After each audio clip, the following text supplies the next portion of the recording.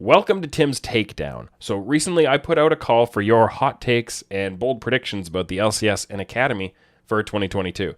And I had one of the moderators for the Oracle's Elixir Discord, Andrea, go through them and pick out the best ones for me to react to. So today I'm going to be seeing these for the first time, and we're going to find out just how wild you guys really got. Here we go. Anonymous says, CLG will make MSI finals again this year. Well, that's very hopeful. It's nice that CLG has fans that are hoping well for them. The chances of them being good enough to actually win in spring and be top one, this is not like they'll be kind of good this year and they might make it to Worlds. To go to Worlds, you have to be top 3 by the end of summer. To go to MSI, you have to be the best team in the LCS by the end of spring, which is only a few months. And this team just doesn't have the experience or the skill to do that. So this is just straight up being unreasonably optimistic. I'm sorry. This is not going to happen. Reform says Blue and River are a top 3 mid-jungle duo in the LCS. Well, let's look at some of the competition. This is possible. I'll say this. This is possible, right? I think Blue has been thrown under the bus way too hard. He doesn't deserve the level of anti-fandom that he gets. And River, I don't know. I think River's pretty good, but they've got to go up against. Let me think. Who are going to be the really good mid jungle duos? Obviously, if you just go down who the good teams are going to be, or you expect the good teams to be, you get Santorin and Bjergsen. I mean, Blue and River could end up being better than Santorin and Bjergsen. I think they have a higher ceiling, maybe potentially. You get Closer and Abadaga. I don't think they're going to be better than Closer and Abadaga. Kaiduo and Spica, they could be better than them. Blabber and Fudge, they could be better than Blabber and Fudge. I think it's possible. As I go down these, who else? EG, I guess, if Jojo Pion doesn't turn out well. There's at least one component of most of the top level mid jungle duos who could falter. Now, saying Blue and River are going to be a top 3 mid jungle duo, I think is pushing it a little bit, but they could be a top 3 mid jungle duo. Yeah, I think it's possible. The thing that's going to hold this back is just that the team as a whole is not going to be that great. But I think these two players together, I think this is a viable take. Again, it's quite optimistic, but it's a viable take. This could happen. Smack says Golden Guardians as an org will end up in a similar situation to FlyQuest in summer 2021, where their LCS team is in the bottom 2 and their Academy team is in the top 2. And they'll start making roster moves mid-season. So the first part of this, forget the FlyQuest parallel. I think that's getting too in the weeds. But saying that their LCS team is going to be in the bottom 2, I don't know. I'm very high on their solo lanes. I think Licorice is quite good and is underrated for the level that he was performing in last year. I think Ablaze Olive also got underrated and should have been the Rookie of the Year and was really solid all year long. And so for them to fail that badly, and I also think Lost is quite a good player, and again, also very underrated. I think for them to fail this badly and be a bottom 2 team in the league, a lot of things would be having to go wrong. I think their coaching staff would have to be really, really failing it.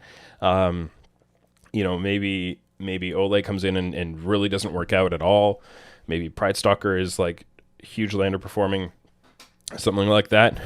I don't see them being a bottom 2 LCS team. If it does happen, then we also have to say their Academy team is in top 2, which, man, that's a stretch to me. I really don't think. I don't think both of these things. Maybe one of these things could come true. Maybe their LCS team really bombs. Maybe their Academy team really shoots up there. But I don't think. I don't think those two things are going to happen in tandem. I think Golden Guardians are a mid-table team in LCS, and I think they're a mid-table team in Academy. So I think this is reaching a little bit. Andy Barton, Jojo Pion will win MVP of spring or summer split. Now, before I jump into this one, if you're not familiar, Andy Barton is the general manager of Evil Geniuses, who may have a slightly biased take here. So good for you, Andy. There's that positive thinking that you really needed. Prezi says, the top 3 LCS teams going to Worlds will not include TSM and C9. So what you're saying is somebody might power rank the LCS projecting to the end of summer and put the top 3 teams as something like, I don't know, Team Liquid, 100 Thieves, and Evil Geniuses? Nah, that would never happen. CryptoXD says Evil Geniuses will sweep through lock-in, only dropping a single game to Team Liquid. Wow. We're back to the fan hype takes. As excited as you might want to get about EG, and I personally am fairly excited about them and think they'll be very, very good this year. Only dropping a single game, nah. They've got way too many players that could throw games away at any given moment. I mean, Impact showed his fair share of willingness to try a little too hard and into game. Jojo Pion is very high variance. Danny can make mistakes. Yeah, no, I think there's way too much learning curve for this team and way too much volatility in their players, which is something I generally like, to be clear, for them to go without many losses. No, this is definitely not going to happen. They're going to lose a lot more games than that. Ryoiter says, the acquisition of the 2021 roster for 100 Thieves made the league significantly worse. Without it, Golden Guardians could have a competitive roster instead of starting at square one. Additionally, 100 Thieves would be able to build in 2022 their own competitive roster around Tenacity, Kenvi, and some import, like maybe Jizuke. Man, it takes a lot of thinking to figure out how this might have made the league better or worse. I think there's a viable take around whether it was worth it for 100 Thieves, and of course they won a title, but that also involved getting Abadaga later. They spent very highly to bring in that Golden Guardians core and then to add Abadaga afterwards, and it paid off. So they got the payoff they wanted for what they've spent. Yeah, I think you can argue that the league would have had a stronger overall competitive setup right now if that core was on Golden Guardians, if 100 Thieves had spent their resources on something else, had Kenvi up, still got Abadaga. You could make stronger teams overall, but like if the core of this take is 100 Thieves shouldn't have done it or something like that, I don't think you can arrive there. So it's kind of, I can't say this is wrong, but it's a little bit hard to tell what the so what is.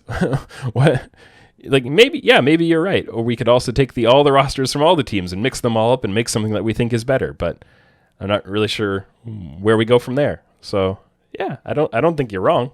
Due to the current meta right now, Tukui and Power of Evil will be top 3 mids to start the season off.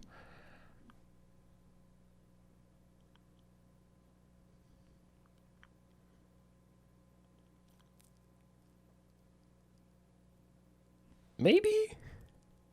Magi Mike says, Contracts and Jenkins will both be MVP candidates by the end of the season. I'm sorry. I like Contracts and Jenkins. I like, NA talent, good journeyman players. I would find it pretty cool if this came true. No, they won't. Team Liquid will bomb Spring Split, resulting in a Bwipo roll swap to mid to replace a washed Bjergsen. This is bait. This is just pure and simple bait. Michael Termini says there's a better chance that Cloud9 completely implodes and fails than them winning Spring or Summer. Oh, the anti-fandom take. So it'd be really interesting to see actual percentages put on this and say, I think there's, I don't know, are you saying there's a 40% chance they completely implode, a 30% chance that they win either Spring or Summer or both, and then 30% in the middle that they're kind of I don't know, a third, fourth place team or something like that. That would be useful to know. Is it a 40 on the downside, 30 on the upside? Is it a 60 on the downside and a 20 on the upside? Give me something to work with here. And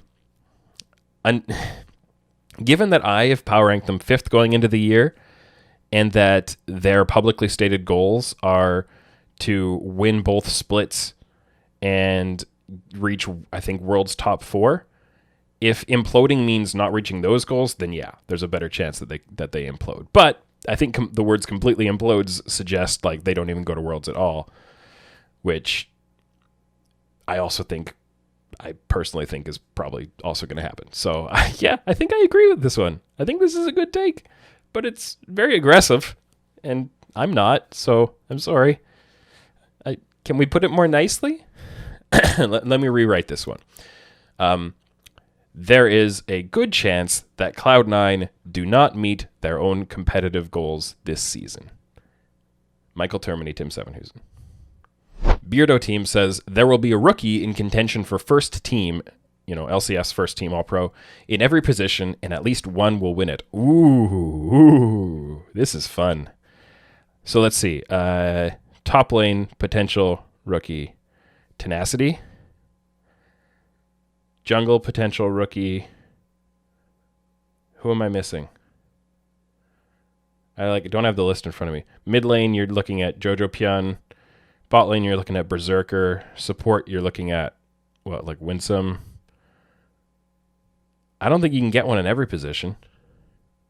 I'm missing some rookies somewhere. Maybe somebody gets promoted partway through the year. Who are my other candidates? I'm blanking on this, and this is supposed to be my area, so this is embarrassing. No, there will not be a rookie in contention for first team every position. Yes, I think that a rookie will win first team in at least one position, in at least one split. I agree with that part of this take. Tenacity will be the best top laner in the LCS by year's end. Anonymous. Let me fix this one for us here. There we go. So there we go. Those are your takes, your predictions, and a lot of ambition. Let's say a lot of fan ambition, a lot of staff ambition, a lot of hopefulness and excitement and energy, and I'm here for it. Thank you to everyone who sent in your submissions of your hot takes, your bold predictions. We had over 120 submissions come in, so maybe we'll do this again sometime. If you guys enjoyed it, let me know in the comments which takes you think were the best or the worst, or if you have some other ones that you want to share and don't want to save them up for another video sometime. Throw those in there. Don't forget to subscribe to the channel. We've got a lot more fun and exciting content coming out throughout the year to come. Thanks for watching.